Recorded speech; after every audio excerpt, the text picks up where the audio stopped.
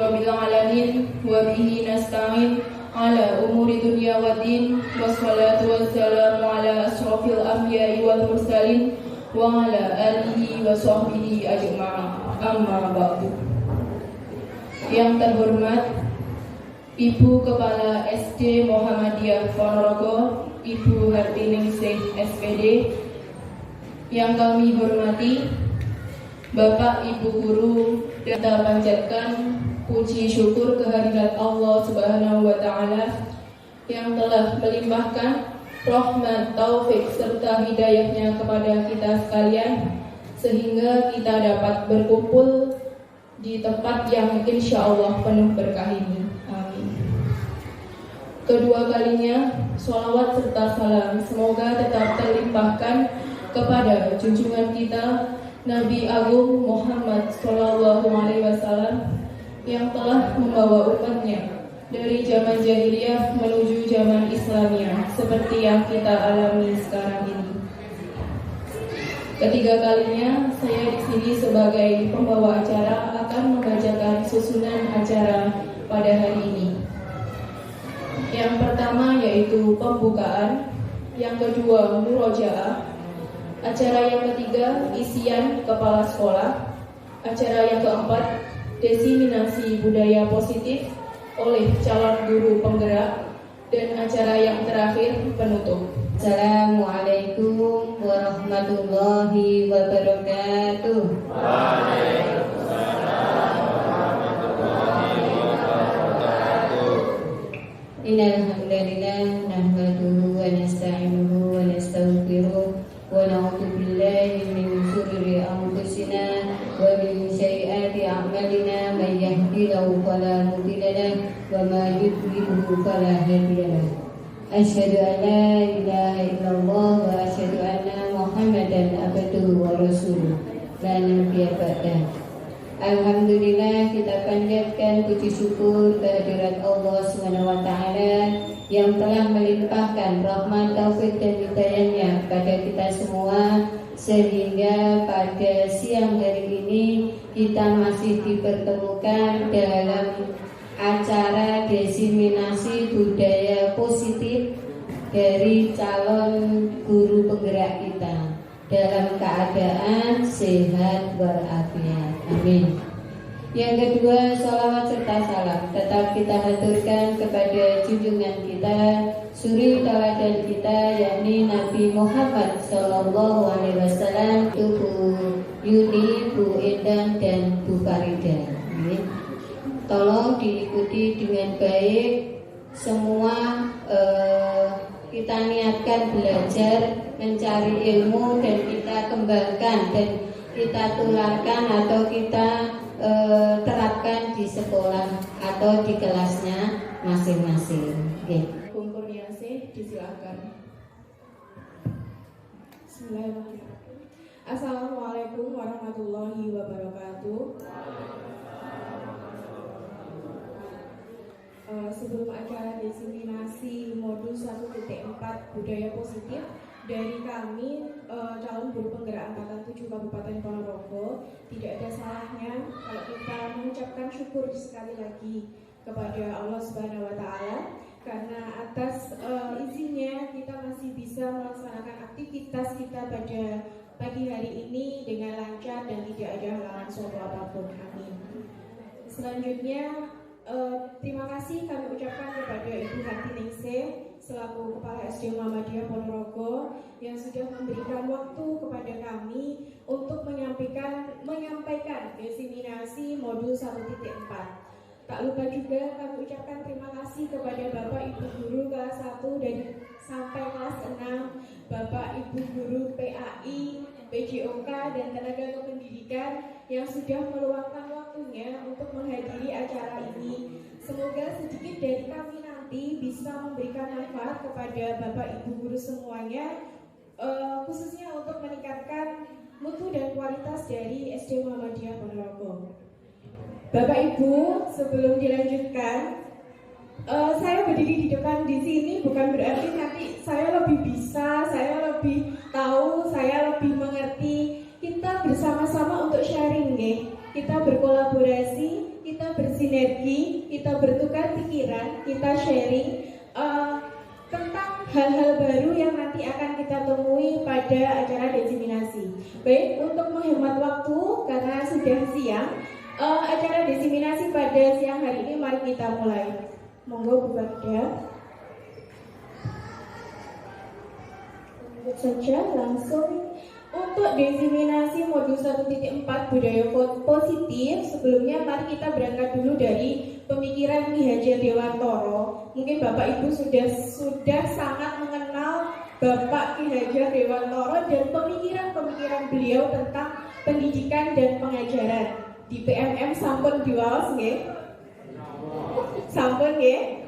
Nah, jadi saya tinggal mengulang saja apa pemikiran Ki Hajar Dewantara tentang pendidikan dan pengajaran. Bapak Ibu, pendidikan dan pengajaran yang disampaikan oleh Ki Hajar Dewantara ini merupakan usaha persiapan dan persediaan untuk segala kepentingan hidup manusia yang akan digunakan untuk hidup bermasyarakat maupun hidup berbudaya dalam arti yang seluas-luasnya.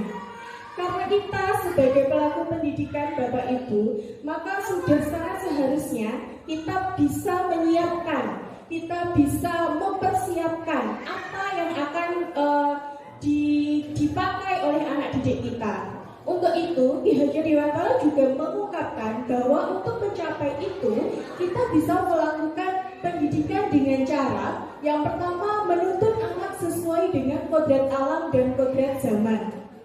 Bapak Ibu, kodrat alam menika ingkang kados pripun?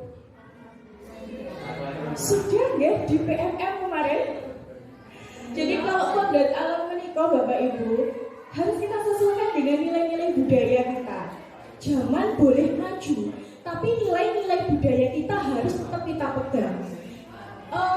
Masukan dari budaya luar banyak sekali. Wong YouTube di mana-mana, Instagram oke, Facebook iya. Budaya dari luar kan sangat mudah, tetapi tidak semuanya bisa kita terima. Harus kita sesuaikan dengan budaya yang ada di Indonesia, tidak meninggalkan budaya Indonesia sendiri. Kemudian yang selanjutnya adalah kodrat zaman. Dalam menjalankan pendidikan dan pengajaran, kita tidak bisa memaksakan anak didik kita untuk belajar seperti kita saat SD dulu. Kita tidak bisa. Anak didik kita itu sudah anak di zaman abad 21, 4.0, HP udah biasa. Nek kita dulu mau telepon harus ke wartel.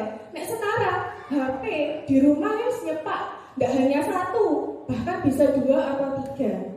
Nah, di kemajuan zaman yang seperti itu yang harus kita masukkan dalam proses pendidikan dan pengajaran anak didik kita. Jadi jangan sampai pembelajaran kita itu meninggalkan kemajuan zaman tadi. Boleh dengan menggunakan seperti sekarang saya menggunakan LCD proyektor, kemudian pemanfaatan handphone untuk pembelajaran itu juga boleh, karena memang harus digunakan biar kita tidak ketinggalan zaman. Ngerti nggih?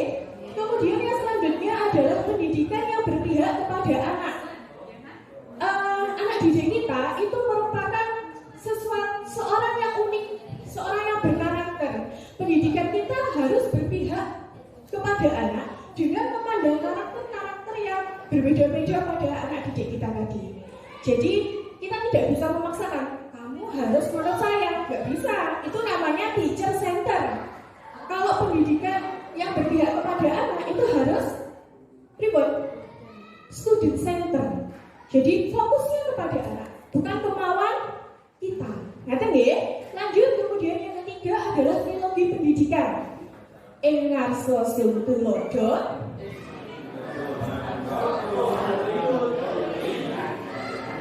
artinya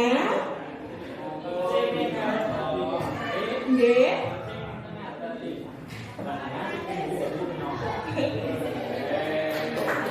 luar biasa. Yang di depan memberikan contoh, yang di tengah pripun? Yang di tengah pripun? Memberi nama. Yang di tengah memberi nama motivasi, yang di belakang mendorong. Jadi sebagai seorang guru kita harus memberi teladan yang baik kepada anak didik kita, harus mampu memotivasi anak didik kita, dan harus mampu mendorong anak didik kita. Biar apa? Ya tadi berkembang sehingga mereka mampu dan siap ketika hidup dalam bermasyarakat. Lanjut Bu Farida. Nah, ini ada sekolah dan ada guru. Kita mau buat anak kita yes, mau buat anak kita oke, ada di sekolah. Jadi sekolah harus bisa menjadi tempat yang aman, tempat yang nyaman, tempat yang menyenangkan, sehingga menjadi sebuah lingkungan yang positif. Karena lingkungan yang positif itu akan menghasilkan sebuah pembelajaran yang berpihak kepada anak, yaitu pembelajaran yang interaktif, pembelajaran yang menyenangkan, pembelajaran yang menantang, dan pembelajaran yang mampu menumbuhkan karakter-karakter baik dan mengembangkan bakat minat. Sampun dilakukan nggih? Sampun nggih? Alhamdulillah. Semoga nanti semakin baik dan semakin baik untuk meningkatkan kualitas pendidikan kita. Nah, guru seorang penciptaan lingkungan positif itu tadi. Jadi kita harus memberikan karakter-karakter baik, kebiasaan-kebiasaan baik yang kepada anak didik kita. Nah, itu diharapkan bisa menjadi sebuah karakter baik, akhirnya berkembang menjadi sebuah budaya positif. Pak, setunggal mawon, contoh budaya positif yang sudah ada di SD Muhammadiyah apa Pak Mus? Anak-anak kalau mau izin keluar kelas itu sudah mengatur sebetulnya izin seperti itu. Salah satu penanaman karakter yang baik, ketika mau keluar harus izin dulu, boten nyelonong mawon. Itu kan kita sudah dapat satu nilai sopan santun yang nanti diharapkan dapat berkembang di rumah maupun di lingkungan yang lain. Lanjut Bapak. Oke, Bapak Ibu, untuk mencapai sebuah budaya positif tadi diperlukan kita tidak bisa membentuk budaya positif itu sehari 2 hari langsung jadi kayal, bukan sakit. Jadi harus dilakukan secara bertahap dan dengan sebuah disiplin. Sebelum ke disiplin positif Bapak Ibu, Pak Ari yang sewu minta tolong kita gambarkan saja nih. Pak Ari memiliki sesuatu yang sangat berharga di tangannya, berharga sekali. Pak Adi pengen nih, jangan kakak Adi kok pengen. Dan Pak Adi menikah tugasnya adalah mengambil apa yang dimiliki Pak Ari ini. Boleh dimarahi, boleh diintimidasi, boleh ditukari. Tetapi ketika Pak Ari tidak mau membuka tangannya ini, itu atas semauannya siapa Bapak Ibu? Ketika Pak Ari tidak mau membuka tangan ini, walaupun yang Pak Adi ditutuki, wis di omneni sembarang kalian, tapi tetap tidak mau. Itu karena kemauannya siapa? Pak Ari atau Pak Adi? Pak Ari. Pak Ari ketika mau membuka tangan ini juga atas semauannya siapa? Pak Ari sendiri. Jadi disiplin itu sebenarnya ini kemampuan untuk mengontrol diri, untuk memilih tindakan yang mengacu pada nilai-nilai yang kita hargai agar tercapai tujuan mulia yang diinginkan dengan penuh tanggung jawab dan tanpa terperintah orang lain. Muncul dari mana Bapak Ibu? Laras Jos. Muncul dari diri sendiri. Nah, kemudian nilai-nilai yang ingin kita sampaikan di sini di sekolah tentunya harus kita teruskan muaranya nanti harusnya kemana? Bu Farida yang satu. Nah, meniko. Kenapa Bapak Ibu? Profil pelajar Pancasila. Jadi diharapkan nanti dengan adanya disiplin positif itu anak-anak kita bisa mencapai ini semua Bapak Ibu. Beriman dan bertakwa kepada Tuhan Yang Maha Esa, mandiri, bernalar kritis, kemudian berkebinekaan global, gotong royong dan kreatif. Ngerti nggih? Bapak Ibu, untuk mencapai sebuah disiplin seperti tadi Pak Ari melakukannya karena keinginan Pak Ari. Ternyata keinginan Pak Ari untuk membuka ataupun tetap mempertahankan itu adalah sebuah motivasi dari dalam diri kita. Jadi menurut Diem dan Gosen, jadi ketika orang melakukan sesuatu itu mesti ada penyebabnya. Yang pertama apa? Menikah. Yang pertama adalah untuk menghindari ketidaknyamanan atau hukuman. Hari ini panjenengan datang ke desiminasi menikah karena apa Bapak Ibu? Apakah alasan yang pertama menikah? Alhamdulillah tidak ada yang menyebutkan bahwa ini adalah alasan yang pertama untuk datang ke desiminasi. Karena ini merupakan titik terendah paling rendah ketika orang mau datang ke sebuah acara. Jadi ketika mau melakukan sesuatu, kok dia ini orang dihukum. Nah itu adalah titik terendah bagi seseorang. Alhamdulillah. Lanjut Bufa yang kedua. Yang kedua adalah untuk mendapatkan imbalan atau penghargaan dari orang lain. Cie teko, cie datang, sebenarnya seperti itu. Jadi mendapatkan penghargaan dari orang lain ketika datang ke sebuah tempat atau ketika melakukan sesuatu berpengen oleh cie itu tadi. Kita tidak bisa seperti itu. Kemudian yang ketiga, untuk menjadi orang yang mereka inginkan dan menghargai diri sendiri dengan nilai yang mereka percaya. Bapak Ibu, motivasi kita dalam disiplin positif itu yang ketiga menikah, untuk menjadi orang yang mereka inginkan dan menghargai diri sendiri dengan nilai yang mereka percaya. Kalau motivasi 1 dan 2 itu masih motivasi eksternal, saya ada embel-embel. Tapi kalau sudah yang ketiga, motivasi ini muncul dari diri sendiri. Tugas kita adalah mewujudkan motivasi ini pada diri anak didik kita. Bismillah, sakit nggih. Lanjut Bapak. Nah, untuk mewujudkan sebuah dari diri sendiri, itu ada dua hal yang ada istilah hukuman. Pernah dia menghukum muridnya? Pernah dia menghukum muridnya? Gak garap PR, garapnya coba menang. Biasanya kan seperti itu. Jadi hukuman itu merupakan tindakan terhadap sebuah pelanggaran yang telah dibuat oleh seseorang. Sifatnya satu arah. Orang lain, anaknya nggak setuju. Itu kor awalnya dewe pak ngomong. Kenapa? Tapi kan bocahnya tidak menyetujui hal itu, mana loh? Terus kemudian yang kedua, hukuman itu membuat tidak nyaman. Siapa yang suka dihukum? Nggak ada kan? Kemudian yang ketiga, hukuman itu sifatnya memaksa dan bisa berupa hukuman fisik maupun psikis yang menyebabkan ini. Yang kelima, rendah diri. Terus kau neno dihukum aja. Nah itu nanti takutnya malah seperti itu. Lanjut Bapak. Nah selanjutnya adalah penghargaan. Bapak Ibu, ketika muridnya bisa mengerjakan soal, pernah nggak diberi hadiah? Pernah ya? Boleh nggak sih sebenarnya memberi hadiah itu? Boleh. Tapi sebenarnya Bapak Ibu, menurut Alfikon, penghargaan maupun hukuman itu sebenarnya adalah cara-cara mengontrol perilaku seseorang yang menghancurkan potensi untuk pembelajaran yang sesungguhnya. Karena motivasinya bukan intrinsik, tapi ekstrinsik dan oleh hadiah. Nah, penghargaan menikah dampaknya luar biasa, memberikan pengaruh jangka pendek dan jangka panjang. Nek gak diwehi hadiah gak garap. Nah, itu contohnya. Lanjut, Bapak. Yang kedua, tidak efektif. Mergolek nang hadiah ini gak gelem. Tidak mau. Jadi harus menunggu penghargaan dulu baru dia mau mengerjakan. Yang ketiga, penghargaan merusak hubungan. Contohnya bagaimana? Jadi begini, di kelas enak yang pinter, ada yang pinter juara 1, akhirnya sama pak gurunya diberi hadiah.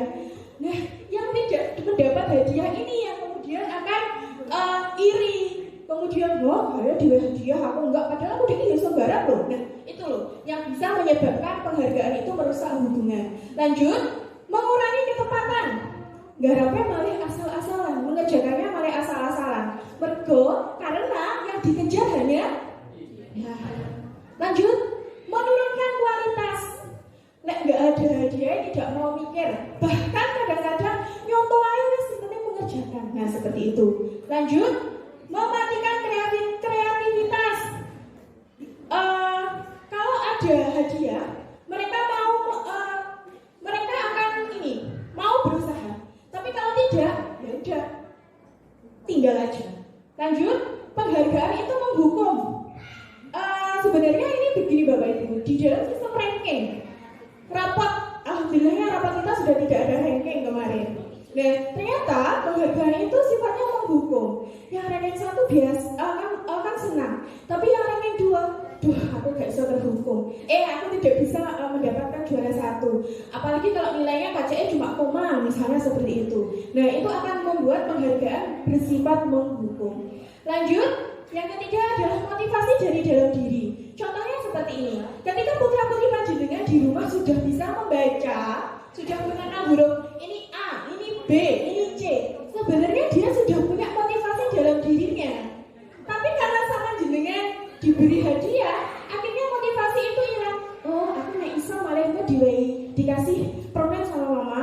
Kalau aku bisa nanti dapat HP, misalnya seperti itu. Nah, itu yang dinamakan motivasi dari dalam diri yang hilang bahkan secara alamiah. Santen toyang ning lobo, cekap semanten atur kula. Terima kasih Bapak Ibu. Assalamualaikum warahmatullahi wabarakatuh.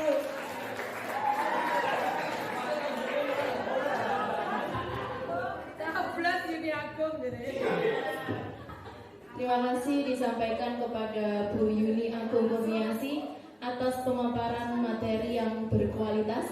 Baik, untuk memasuki acara selanjutnya yaitu sesi tanya jawab, silakan untuk Bapak Ibu guru bisa bertanya.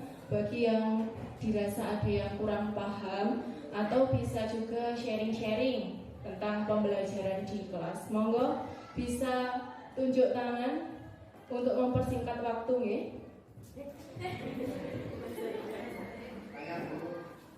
Nggih, silakan Pak Nurholis, monggo.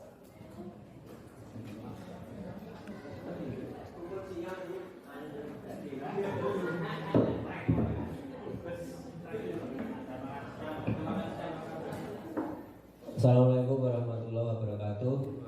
Nama saya Nur Kolis dari SD Muhammadiyah Ponorogo. Ingin menanyakan tadi dari penjelasan Ibu Yuni, kita tidak boleh memberi hadiah kepada siswa kita.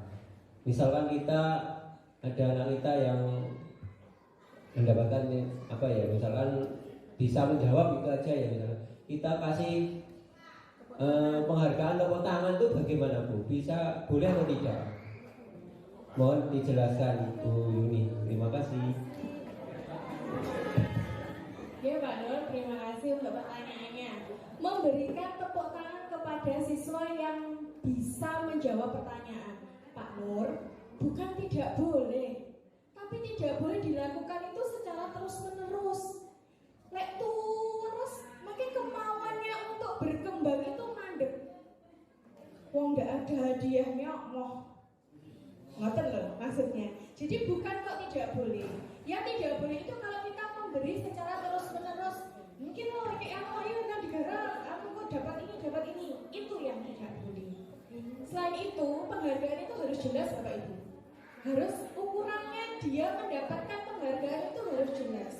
Nggak asal kita memberikan hadiah, bisa mengerjakan keluar. Nah ternyata pekerjaannya salah kan ya tidak bisa diberikan penghargaan. Ngaten nggih Pak Nur? Iya, terima kasih.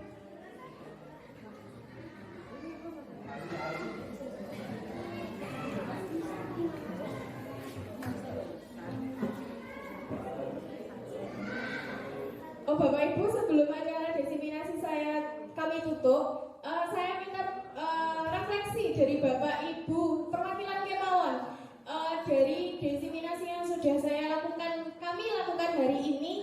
Refleksi dari kegiatan hari ini menapa? Monggo Bapak Ibu yang bisa menyampaikan refleksinya. Menurut saya setelah mengikuti diseminasi yang disampaikan oleh 3 teman dari CKB, yaitu saya menjadi mengetahui bagaimana cara menyelesaikan permasalahan siswa dengan baik sehingga dapat bersama-sama membangun budaya positif yang ada di sekolah kita ini nantinya. Menurut saya itu saja, cukup sekian. Assalamualaikum warahmatullahi wabarakatuh. Waalaikumsalam warahmatullahi wabarakatuh.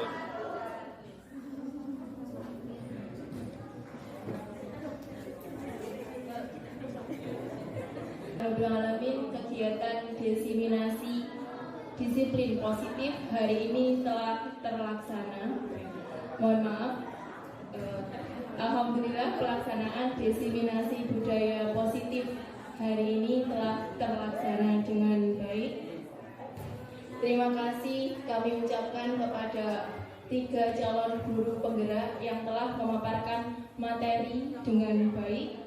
Semoga dengan adanya diseminasi budaya positif dapat memotivasi kita untuk menciptakan tindakan yang lebih tepat terhadap peserta didik agar tercipta lingkungan sekolah yang nyaman dan lebih baik lagi. Amin. Baik, memasuki acara yang terakhir yaitu penutup. Marilah acara pada siang hari ini kita tutup dengan doa kafaratul majlis dan hamdalah. Subhanakallahumma wa bihamdika asyhadu an la ilaha illa anta astaghfiruka wa atubu ilaik. Walhamdulillahirabbil alamin. Sekian, apabila ada kesalahan dari saya mohon maaf yang sebesar-besarnya. Akhirnya, wassalamualaikum warahmatullahi wabarakatuh.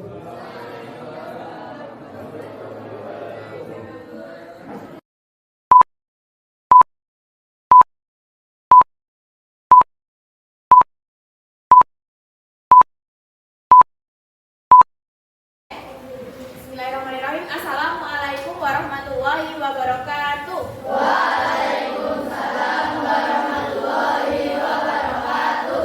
Bagaimana kabarnya hari ini? Alhamdulillah luar biasa.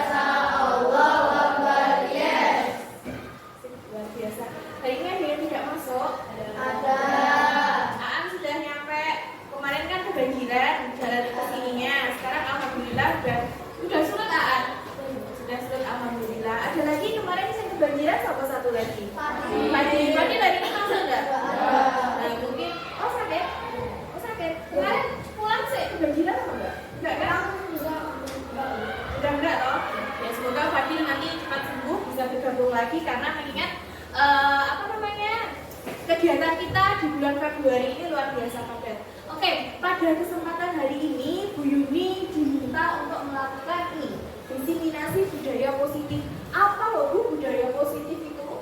Ada yang pernah dengar budaya Pak? Budaya? Bu Yuni kan sering toh ngomong budaya Indonesia beragam. Budaya itu apa toh? Apa budaya itu? Apa? Hah?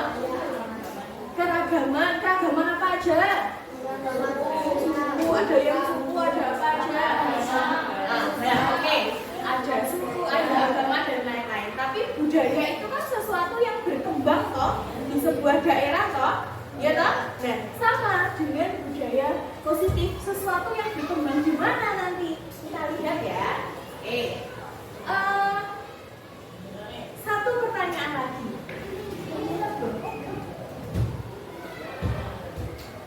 Mengapa hari ini kalian berangkat ke sekolah? Untuk olahraga. Ada yang punya jawaban lain? Menuntut ilmu. Angkat tangan aja nggak apa-apa. Yang punya jawaban lain? Belajar. Ada lagi? Apa? Dipaksa. Ada yang dipaksa. Haris berangkat ke sekolah karena dipaksa. Oke. Apa? Melihat teman. Oke, ini sekolah kalian. Jadi tadi ada yang datang ke sekolah itu karena menuntut ilmu.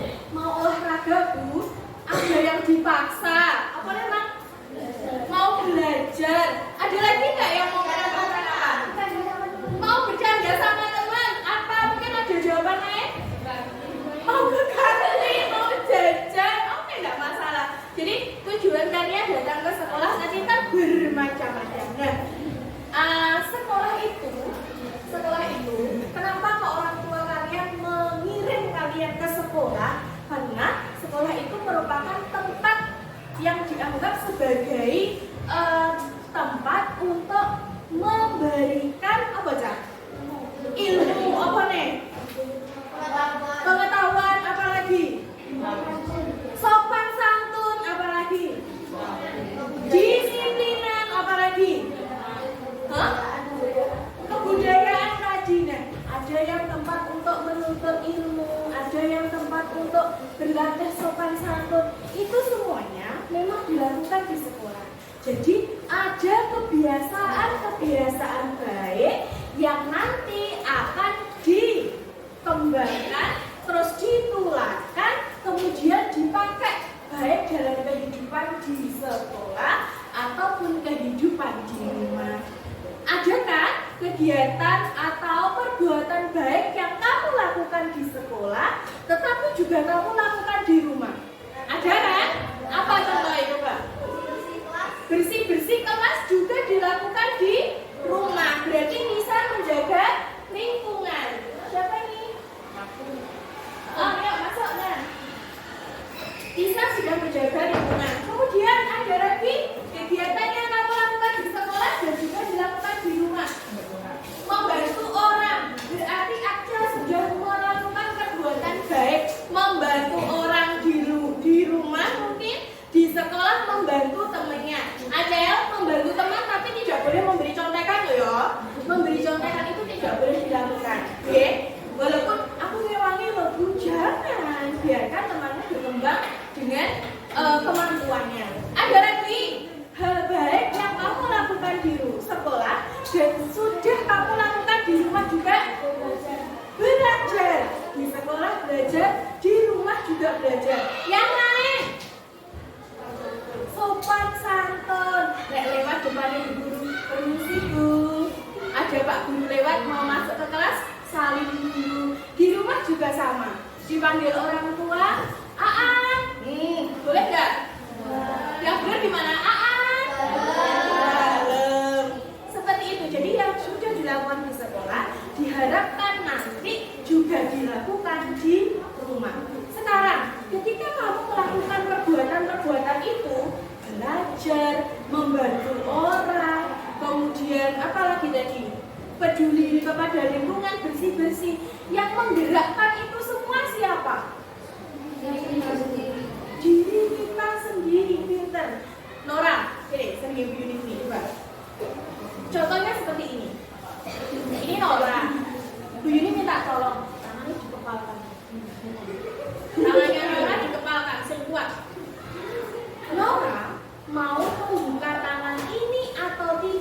Siapa yang menentukan?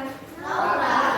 Walaupun Ibu Yuni buka tangan dulu, tanganmu dibuka tapi kalau Naura tidak mau membuka dan tetap menutup, yang memutuskan siapa? Naura.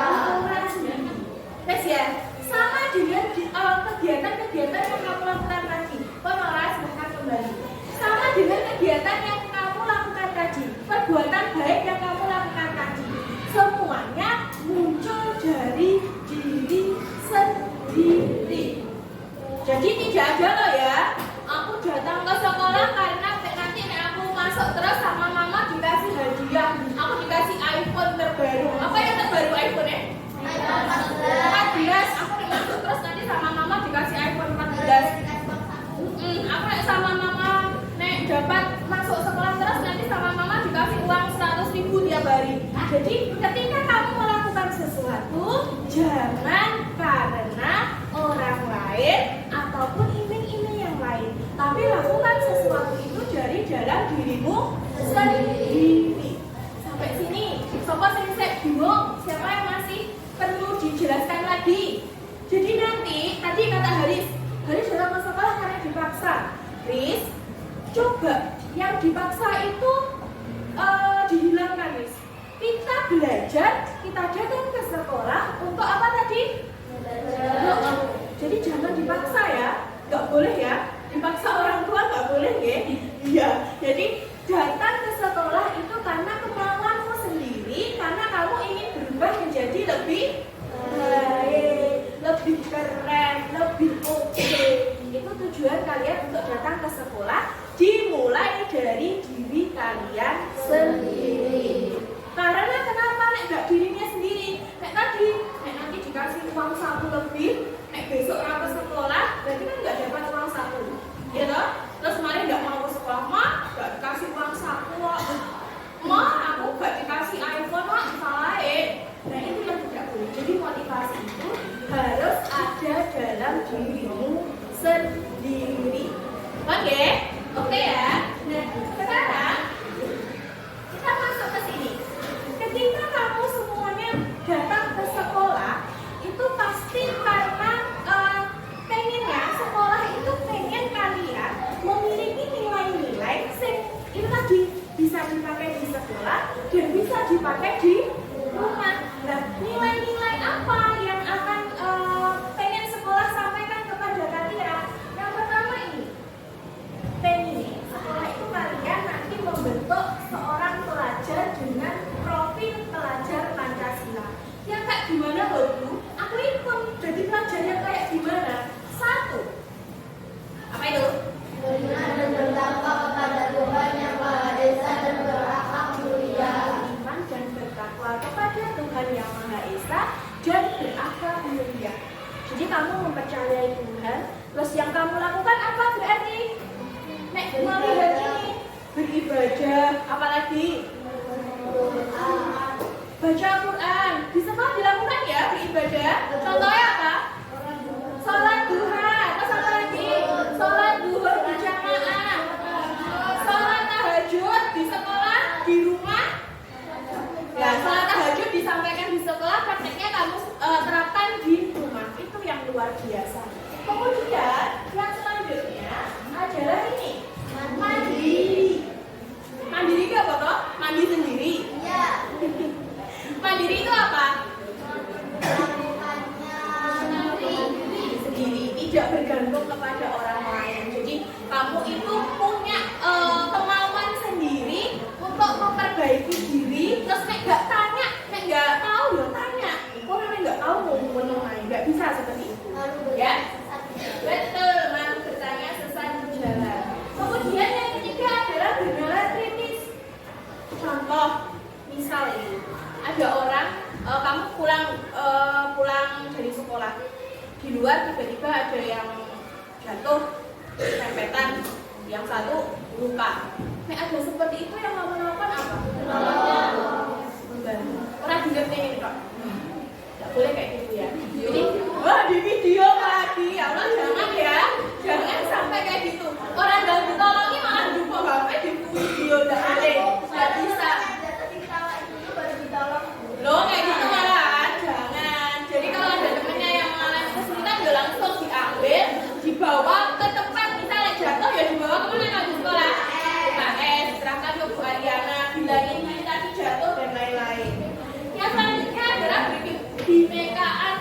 keberagaman. Ingat, Indonesia itu kan terdiri dari berbagai macam suku bangsa. Nah, di tengah keragaman suku bangsa itu, kita harus tetap menjadi satu Indonesia. Jadi kita tidak boleh kok menghina suku lain, kemudian mengejek teman lain yang mungkin berbeda suku, bangsa, agama, itu tidak boleh. Jadi semuanya harus dihargai, semuanya harus dihormati. Lanjut, bergotong royong. Bergotong royong itu apa? Saling membantu sesama. Mengharapkan ibadah enggak? Jadi ketika kita melakukan sesuatu itu bukan karena iming-iming tadi, kasih iPhone, kasih uang, tapi dilakukan tanpa pamrih. Gotong royong itu seperti itu, membantu melakukan sesuatu secara bersama-sama tanpa mengharapkan imbalan. Pinter. Nah, contohnya apa? Gotong royong itu. Ada yang sudah pernah ikut gotong royong? Aku bekerja apa? Apa lagi? Piket? Oke. Piket, oke. Membersihkan masjid boleh. Jadi biasanya kan remaja masjid di lingkungan, misalnya mau lebaran atau mau puasa atau pas akhir pekan, beres-beres masjidnya dibersihin biar ketika orang beribadah ke tempat itu nyaman, aman. Lanjut, yang selanjutnya adalah kreatif. Jadi kalian diharapkan menjadi pelajar-pelajar yang kreatif. Kreatif itu apa? Bisa menciptakan karya, Bu. Oke, boleh. Apalagi selain menciptakan karya? Menciptakan sesuatu yang baru. Siapa tahu dari kalian nanti ada penemu-penemu hebat. Kan kita nggak tahu toh. Asalkan kalian mau mencari tahu, mau berusaha, mau belajar, segalanya itu tidak ada yang tidak mungkin. Oke, kita lanjutkan sekarang. Nah, dari nilai-nilai yang diinginkan sekolah tadi, ada yang beriman dan bertakwa kepada Tuhan Yang Maha Esa, kreatif, bernalar kritis, mandiri dan lain-lainnya. Itu bisa dibentuk di sekolah. Salah satu caranya yang bisa kita lakukan itu adalah membuat keyakinan kelas seperti yang sudah kita buat di awal kemarin. Masih ingat ketika kita menempel-nempel kertas di depan sini? Masih? Ya, itu kan sebuah proses untuk membuat sesuatu yang nyaman biar kita bisa belajar dengan nyaman, terus nanti bisa tercipta budaya-budaya positif. Keyakinan kelas itu adalah nilai-nilai yang disepakati secara tersirat dan tersurat. Jadi sudah disepakati oleh semua. Wes ditulis, sudah di doc bahwa ini adalah keyakinan kelas yang akan kita sepakati dan kelas kita nyaman. Seingat nggak keyakinan kelas kita kemarin apa aja? Coba, yang nomor 1 apa? Menjaga kebersihan kelas. Bagaimana dengan kelas kalian? Apakah masih terjaga kebersihannya?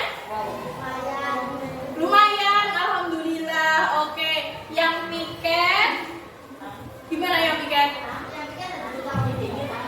Yang piket harus bertanggung jawab terhadap kebersihan kelas. Kemarin kan kita sudah sepakati, piketnya hari Selasa, berarti kegiatan membersihkan kelasnya dilakukan kapan?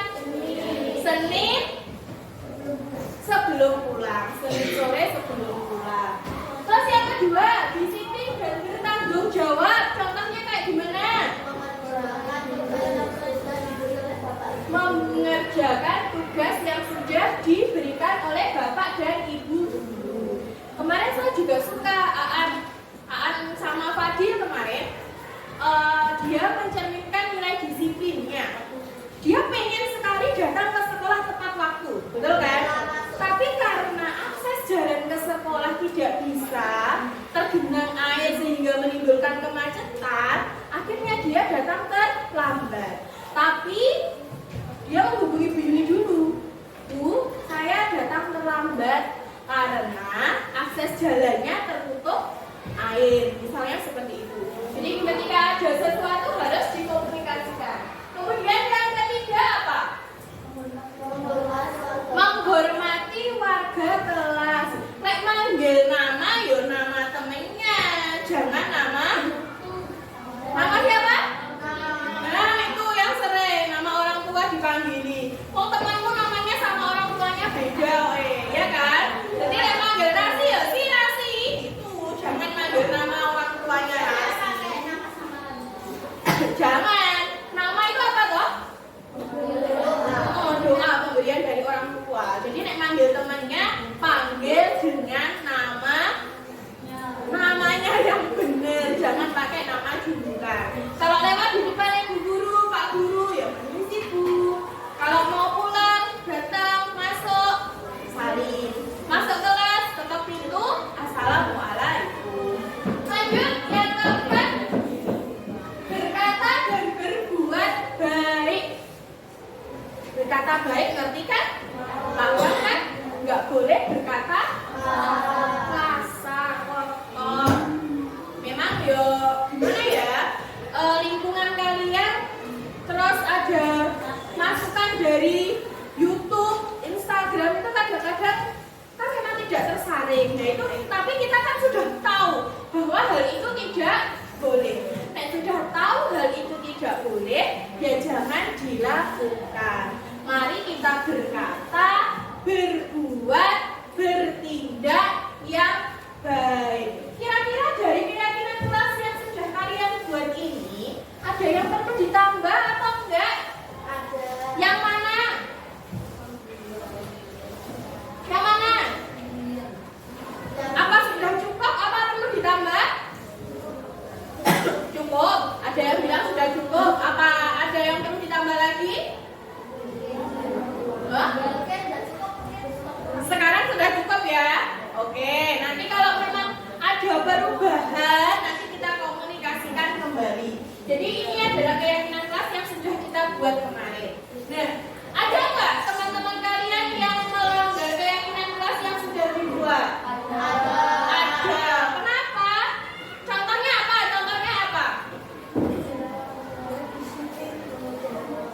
Mengejek nama orang tua.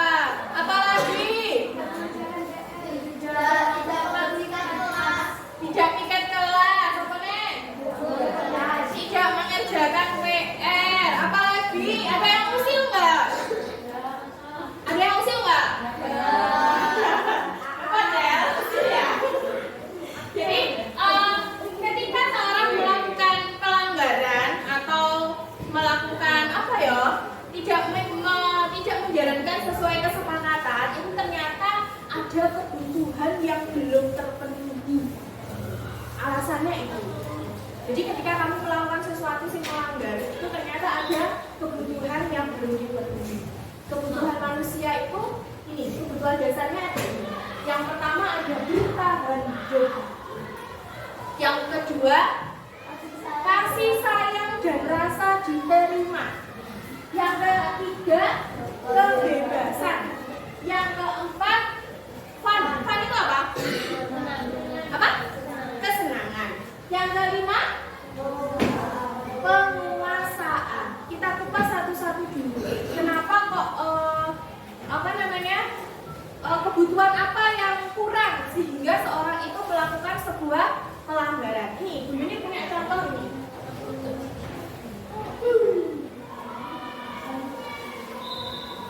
Dulu di kelas 2 di SD Berita tadi sedang bingung menghadapi ulang salah satu murid di kelasnya, Doni. Beberapa anak di kelas 2 telah datang padanya dan mengeluhkan Doni yang sering kali meminta bekal makan siang mereka dengan paksa. Ada nggak yang kayak gini? Ada nggak yang kayak gini?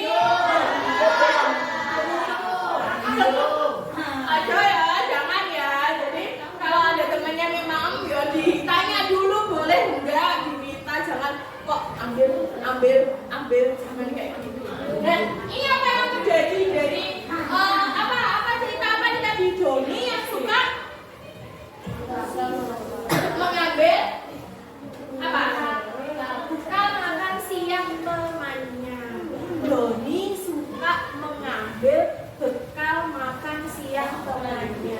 Kita kembali ke sini dulu. Nah, kita kembali ke kebutuhan ini. Kalau Doni itu melakukan karena Doni lapar, berarti kebutuhan apa yang mau dipenuhi sama Doni? Bertahan hidup. Aku luwe, duitku entek, wis dipokan pun balik. Nah, itu yang nggak boleh. Saya nyari, ayamku lo kok mbok jupuk kan kayak gitu. Pasti teriak-teriak, ya toh. Nah, kemudian kalau Doni itu pengennya melakukan itu karena gini. Minta ya, menengahi. Terus kemudian Iva minta ya. Cuma sekedar ngomongnya kok. Pengen, boleh kan gini kan? Nek misalnya Doni melakukannya gini, minta ya. Kan cuma ngerti gini kok. Berarti kan Doni merasa apa? Diperhatikan. Maka kebutuhannya yang belum dicukupi sama si Doni itu adalah kasih sayang. Aku ki gak tekno to nek kelas ki, aja ditokne ae. Karena dia caper, akhirnya dia mencari sesuatu biar orang lain memperhatikan. Jupuk ayamnya jupuk sosisnya Iva. Misalnya seperti itu. Hanya karena pengen apa tadi? Hanya karena pengen apa tadi? Diperhatikan, caper tadi. Kemudian yang ketiga, kebebasan. Dia melakukan itu karena pengen semua betul. Jadi dia melakukannya karena pengen bebas itu tadi. Kemudian yang keempat adalah fun. Fun itu apa? Seneng tak bodoni terus bengok seneng menurut. Jadi seneng melakukan itu. Jadi kebutuhan dasar tentang funnya masih belum terpenuhi. Kemudian yang kelima, penguasaan. Kalau penguasaan ini, kalau dia ambil ayamnya, nggak berani bilang ke bu guru, dia seneng. Karena dia merasa aku iso menguasai ngerti karo aku. Ngono lho maksudnya. Paham? Oh, Leo. Paham? Seperti itu paham ya? Jadi ada kebutuhan yang belum terpenuhi. Oke, kita lanjutkan. Kenapa?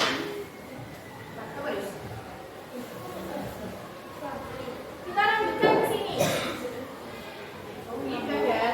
Nah, ketika si Doni tadi melakukan sebuah kesalahan, Bu Yuni pasti misalnya ya, Doni melakukan kesalahan, gitu. Ketika Doni melakukan kesalahan tadi, mohon oleh Bu Yuni, Bu, ayamku loh, laluku ki ayam sama mama cuma dikasih satu, sama Doni diambil. Lapor ke Bu Yuni, maka Bu Yuni akan menyelesaikan masalah antara dan Doni dengan menggunakan cara Bu Yuni, namanya restitusi. Jadi ketika melakukan sesuatu, menyelesaikan masalah antara Doni dan Bu Yuni akan melakukan cara yang namanya restitusi. Jadi Bu Yuni gak mau marah-marah. Pikir aja, kok ayamnya aku ambil ki? Nah, tidak seperti itu. Nek ngono kuwi jenenge Bu Yuni apa, Cak? Marah-marah, tukang marah-marah. Tapi Bu Yuni sering marah enggak? Sering marah enggak? Tenane ora. Agak. Berarti ada kebutuhan Bu Yuni yang belum terpenuhi apa, Cak? Yang misalnya Bu Yuni marah ke kalian, berarti ada kebutuhannya Bu Yuni yang belum terpenuhi apa? Apa? Kebiasaan. Jangan.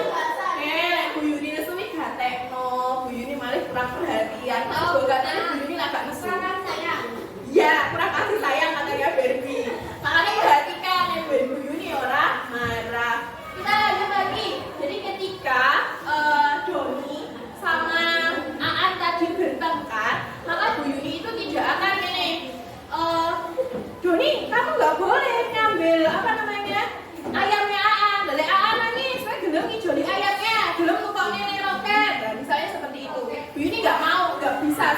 nggak boleh. Kemudian misalnya lagi, Doni, kamu kok iso toh jupuk ayamnya Aan iki? Dan kamu apa nggak dikasih bekal sama mama? Dan nanti Aan nangis gimana? Mergo orang belamu, misalnya seperti itu.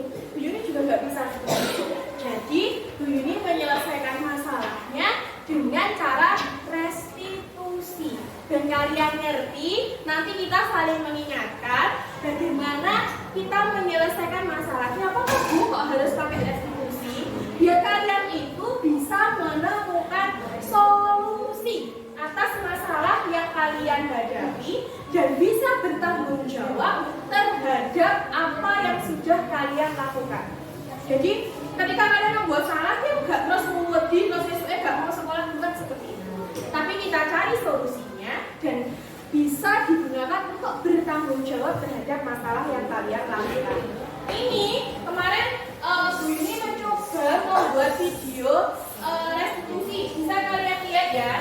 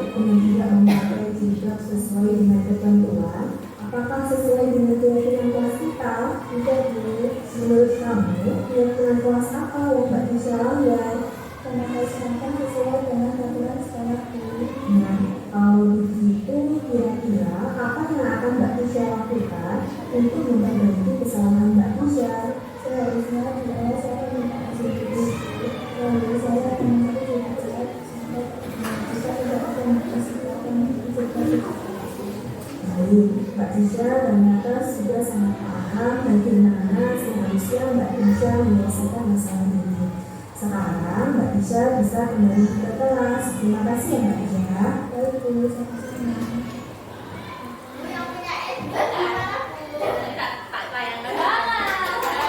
Itu contoh bagaimana Bu Yuni menyelesaikan masalah.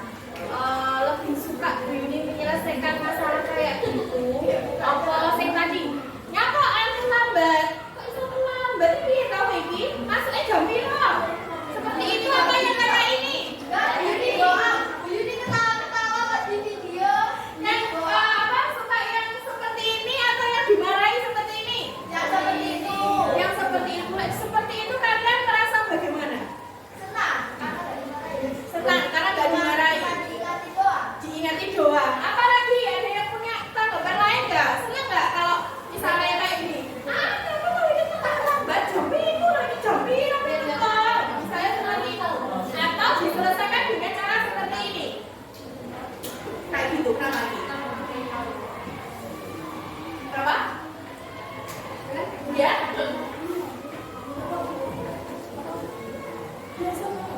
Jadi ketika dia sama Rizky ya.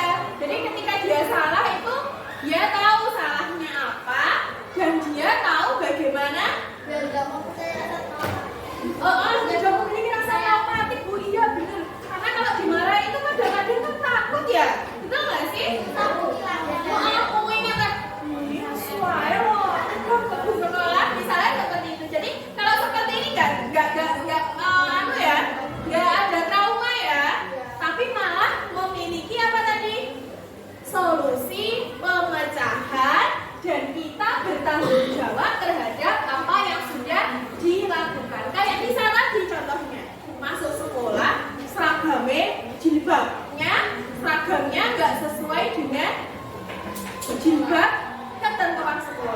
Bu Yuni harus menanyakan dulu, kenapa kok nggak ganti seragam sekolah?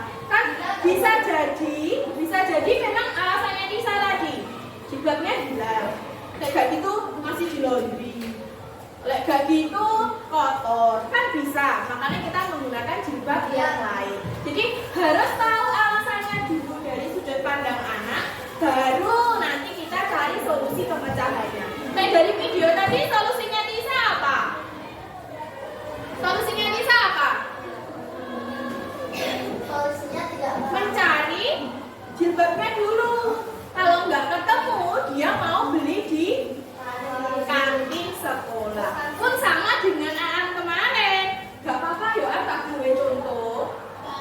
Kemarin loh Aan, kamu terlambat kemarin loh. Gak apa-apa ya tak gue contoh. Gak apa-apa, Aan sudah memberitahu Bu Yuni kenapa dia datang terlambat. Jadi ditanyakan dulu kenapa kok datang terlambat. Baru setelah itu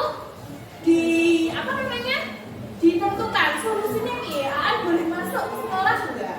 Boleh ikut pelajaran enggak? Nah seperti itu. Jadi tidak serta-merta Bu Yuni marah-marah saya ngono kae yang akhirnya akan memberikan trauma ke kalian. Benar katanya Tisa tadi, katanya memberikan trauma, Bu aku malah pergi sama Bu Yuni misalnya seperti itu. Padahal aku gak ngerti. Bu berarti punya juga ya gagal PS.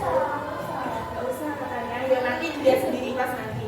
Jadi memberikan, diselesaikan dengan cara seperti ini. Yang punya masalah itu bisa berbicara secara Baik-baik. bisa berbicara secara baik-baik katanya.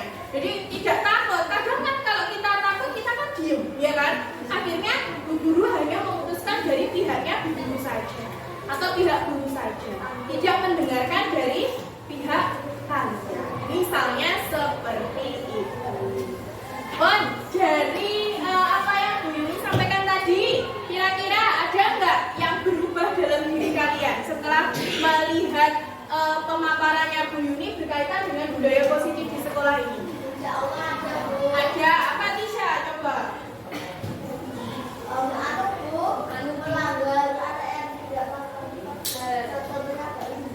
Oke, maksudnya gimana maksudnya? Setelah melihat ini tadi, apa yang kamu rasakan apa?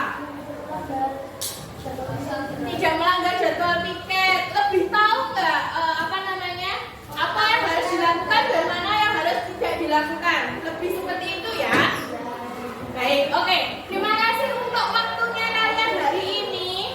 Sebelum diakhiri, Bu Yuni mengucapkan terima kasih karena kalian sudah mau mengikuti acara desiminasi Bu Yuni. Terus yang kedua, mari kita berubah menjadi lebih baik agar nanti ketika di sekolah, di rumah kita tetap mempunyai nilai-nilai bagus yang bisa kita terapkan di mana saja. Begitu, oke?